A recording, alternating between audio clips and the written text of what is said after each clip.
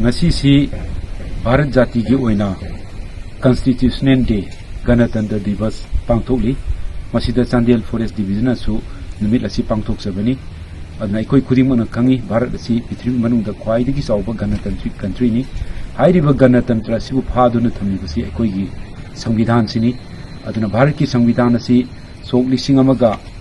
चमापन निफुगा मापन गी ngasi gi numit November tang 16 sida aikoi chanaba hogibani aduga akoi masigi tasingna effective oina implement tawlisina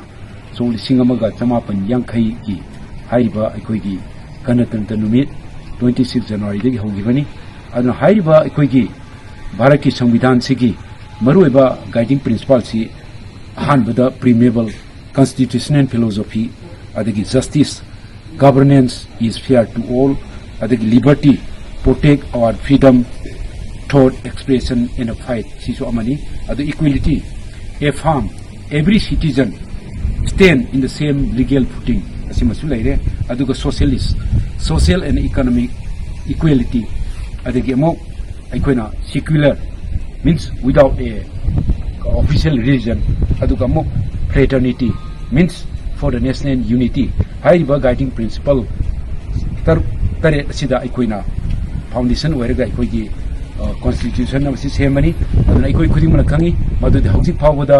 bharat ki संविधान asi chama tarulak amend tawgre aduga khwaidagi akonba amend tawgibasi bharat ki election tawriba sing asida assembly amadi lok sabha gi singda nupi gi 1/3 si oigadabani haibasina loiloiba amend tawbani aduna haurakpadadi bharat ki संविधान si article 395 kakta lerami adubo haujikti asum amend mathang tawrpana ikoi 448 chugre aduna matang sida koina bharat ki hauji phawada संविधान gi mapani hane loribasi Dr. B.R. Ambedkar ni adubo haiba drafting committee duda member punna tari na sabani atopa member tar adugi manungda Bharat की हानहानबा agriculture minister K M. मिंची यावरी हाइबदमो ngasi forest department na sai khuding gi July gi first week ta pangtholiba ban masuba celebration asibu haudo piramba adumlaba misak amani aduna hojik chu ikoi kainona ikoi forest ka mari leinaba ama ikoina haiba targa di article sigi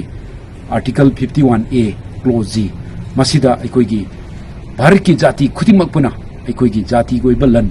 forest अमसुंग environment ngak pa haibasi pali maramasina अखोई कनागुबा मना forest पु कोई उयानबा Lepa COTPA नुंग COTPA wildlife नसिंग बहार पे तुपा मतमदा मसिदी forest department ला कनगदबनी हाइबसी कनबिगनु अखोई खुदिमकी दायित्वनी अखोई खुदिमक duty नि forest environment ngak pa haibasi maramasina अखोई पुन्ना हाइबा आर्टिकल 51A क्लोज सिंग निंगसिंग हारगा अखोई पुन्ना एक तौमिनबा तारगदी ngasi Bharat loinana Manipur koi sausi na pik thanba asangman pik thanba yamna phajuba Manipur ama oigani adu ngasi pangthok liba aikoi संविधान दिवस sida aikoina mayamda pau pijaning basi aikoi punna संविधान bungak minasi jati bu convention si loinana aikoi akoi bi saktam bu sungak minaduna yamna chakhutpa Bharat ama ohensi haibasi aikoi Chandel Forest Division gi tartagi mau chinjaraga aina miyamda paujil si pijari